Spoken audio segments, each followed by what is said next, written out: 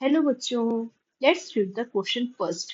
The question says, which set of element is actively mobilized in plant?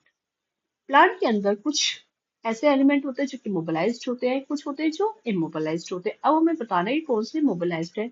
Option है पहले sulphur and calcium, दूसरा है calcium and nitrogen, तीसरा है nitrogen calcium sulphur और last है पोटेशियम मैग्नीशियम और नाइट्रोजन। अब हम देखते हैं की कंसेप्ट।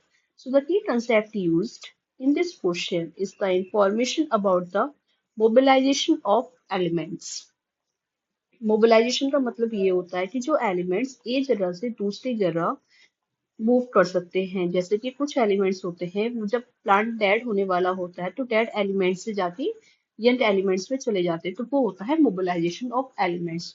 अब हम देखते हैं कि मोबिलाइजेशन कौन कौन से एलिमेंट्स कर सकते हैं और कौन से नहीं कर सकते हैं।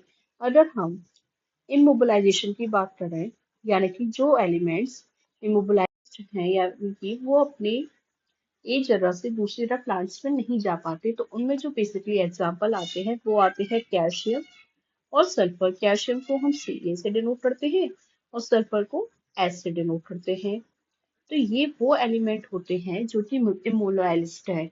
तो जो अगर इनकी सिम्टम्स की बात करें तो जो सिम्टम्स हमें सबसे पहले देखने को मिलेंगे वो मिलेंगे ओल्डर टिश्यू में। ओल्डर टिश्यू में क्यों मिलेंगे कि जैसे कोई टिश्यू ओल्ड होने वाला है तो जो मोबिलाइज्ड है वो तो वहां से चले गए यंग टिश्यू में, लेकिन जो इमोबिलाइज्ड है वो तो वहीं पे रह रहे हैं ना, तो उनका निकल पाना वहां से बहुत मुश्किल होता है। तो जो इनके सिम्टम्स होते हैं वो हमें ओल्डर टिश्यू में पहले देखने को मिलते हैं। तो पहला जो सिम्टम्स आते हैं वो इनके आते हैं ओल्डर टिश्यू में।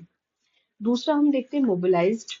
तो बाकी के जितने भी मटी एलिमेंट्स होते हैं वो सब होते हैं मोबिलाइज्ड। और मोबिलाइज्ड में यानी कि वो एक जगह से दूसरी जगह जा रहे हैं।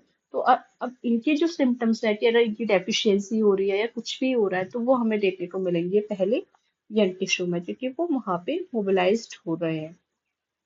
और इसी में सारे वेस्ट ऑफ एलिमेंट इसी में आते हैं। अब हम अपना ऑप्शन देखते हैं। तो सबसे पहले सल्फर और कैल्शियम, तो ये तो पूरा ही गलत हो गया, सल्फर और कैल्शियम दोनों ही इमोलाइज्ड है।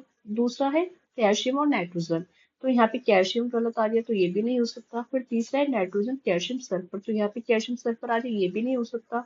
लास्ट है पोटेशियम मैग्नीशियम एंड नाइट्रोजन, तो यही ऑप्शन हमारा सही है, क्योंकि हमें पता है इमोबिलाइज्ड हुआ है हमारे कैल्शियम और sulfur. So the right answer of this question is option D. I hope you all understood it well. Thank you so much.